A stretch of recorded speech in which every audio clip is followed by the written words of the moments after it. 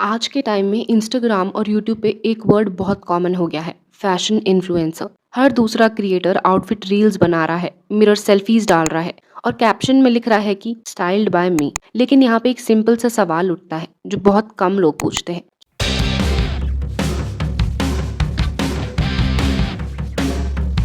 सिर्फ अच्छे कपड़े पहन लेने से कोई फैशन इन्फ्लुएंसर बन जाता है, या फैशन इन्फ्लुएंसर होने के लिए कुछ बेसिक अंडरस्टैंडिंग भी होनी चाहिए? आज की इस वीडियो में हम बात करेंगे रुचिका राठौड़ के फैशन कंटेंट के बारे में। ये वीडियो सिर्फ एक चीज के लिए है, जो है ऑनेस्ट डिस्कशन। क्योंकि जब कोई क्रिएटर ओपनली अपने आप को फैशन इन्फ्लुएंसर बोलता है तो ऑडियंस को भी हक मिलता है सवाल पूछने का। सबसे पहले ये समझना बहुत जरूरी है, अगर कोई नॉर्मल लड़की अपनी फोटोज डाले, अपनी मर्जी के कपड़े पहने, अपना पर्सनल स्टाइल दिखाए तो वो कोई प्रॉब्लम की बात नहीं है। लेकिन जब आप खुद को ऑफिशियली फैशन इन्फ्लुएंसर बोलते हो तो आप खुद ही एक स्टैंडर्ड सेट कर देते हो। फैशन इन्फ्लुएंसर का मतलब होता है जो सिर्फ कपड़े नहीं पहनते बल्कि कपड़ों को समझता भी है। जैसे कपड़ा बॉडी पे कैसे बैठ रहा है, कलर एक दूसरे के साथ मैच कर रहा है या नहीं, आउटफिट बैलेंस्ड लग रहा है या हैवी। तो ऑडियंस तो ऑटोमेटिकली एक्सपेक्ट करती है कि इस पर्सन को फैशन की समझ होगी, और यहीं से एक्सपेक्टेशन स्टार्ट होती है। और ये एक्सपेक्टेशंस ना क्रिएटर खुद ही क्रिएट करता है। जब रुचिका फैशन रील्स बनाती है, आउटफिट ब्रेकडाउन्स डालती है, इवेंट्स में फैशन इन्फ्लुएंसर के नाम से इनवाइट होती है, तो ऑडियंस नेचुरली सोचती है ये फैशन समझती होगी। इसका मतलब ये नहीं है कि हर आउटफिट परफेक्ट होना चाहिए या फिर हर लुक हाई फैशन होना चाहिए,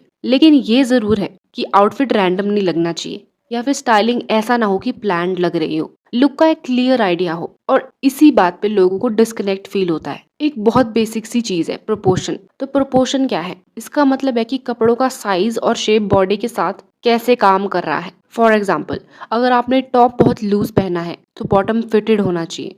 अगर पैंट्स वाइड है तो अपर बॉडी सिंपल होनी चाहिए। लेकिन काफी बार रुचिका के आउटफिट्स में टॉप भी हैवी होता है, बॉटम भी हैवी होता है और एसेसरीज भी बहुत ज्यादा होती है, जिसकी वजह से ना आउटफिट बहुत ही मेसी लगता है। फिर ऑडियंस को लगता है कि सब कुछ एक साथ क्यों पहना हुआ है, और फिर आती है ट्रोलिंग। फैशन का ये मतलब नहीं है कि आपने सब कुछ पहन लिया है, कुछ चीजों को छोड़ना भी फैशन ही होता है। काफी बार रुचिका जेन्युइनली बहुत ही अच्छा आउटफिट भी पोस्ट करती है, उस टाइम फिटिंग भी सही लगती है, कलर बहुत प्लीजिंग लगता है। फिर लोग कमेंट्स करते हैं कि दिस लुक्स गुड, ये आउटफिट सूट कर रहा है। लेकिन फिर अगले ही पोस्ट में आउटफिट बहुत ओवरडन लगता है या फिर अंडर स्टाइल्ड लगता है। फिर ऑडियंस कंफ्यूज हो जाती है, क्या ये वही रुचिका राठौर है?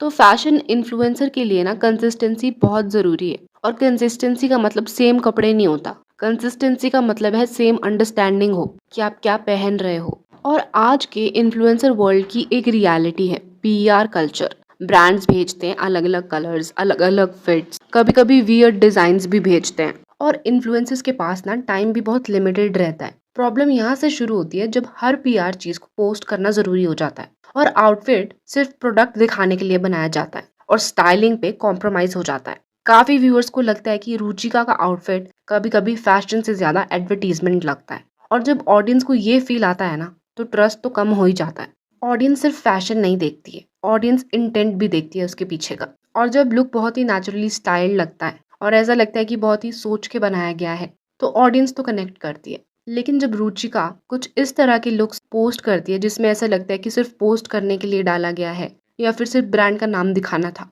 तो ऑडियंस डिस्टेंस बना लेती है। और फिर यही वजह है कि लोग बोलते हैं कि ये तो बहुत फोर्स्ड लुक आ रहा है, अननेसेसरी और बहुत टैकी लग रहा है। अब हम एक सेंसिटिव लेकिन बहुत ही इंपॉर्टेंट बात करते हैं। रुचिका का नाम जब निश्चय मल्हन के साथ जोड़ा जाता है तो उनका ऑडियंस सडनली बहुत ज्यादा बड़ा हो जाता है। इसका मतलब ज्यादा लोग देखते हैं, ज्यादा ओपिनियंस आते हैं या ज्यादा कंपैरिजन होता है। ये अनफेयर लग सकता है, लेकिन रियलिटी यही है, बड़ा प्लेटफॉर्म ज्यादा स्क्रूटिनी। कुछ लोग ये भी बोलते हैं अगर ये एसोसिएशन नहीं होता तो इतना क्रिटिसिज्म भी नहीं होता। हो सकता है इसमें थोड़ा सच हो। सबसे ज्यादा लोग यहाँ डिसअपॉइंटेड लगता है। ऑडियंस का कहना है कि हम हेट नहीं कर रहे, हम सिर्फ सजेशंस दे रहे हैं। और जब किसी फैशन इन्फ्लुएंसर को इवेंट्स, ब्रांड्स और मीडिया ये सब का एक्सेस मिल रहा हो तो ऑडियंस सोचती है कि इनको नॉलेज होगी, क्रिएटिविटी होगी, इनकी खुद की ओरिजिनल थिंकिंग होगी। लेकिन जब उनका आउटफिट ही रेपिटेटिव हो जाए, कंफ्यूजिंग हो जाए, तो सवाल उठता है कि इज दिस रियली इन्फ्लुएंस? और ये सवाल रूड नहीं है, ये बहुत ही वैलिड पॉइंट है। हर बॉडी टाइप बहुत ही ब्यूटीफुल है,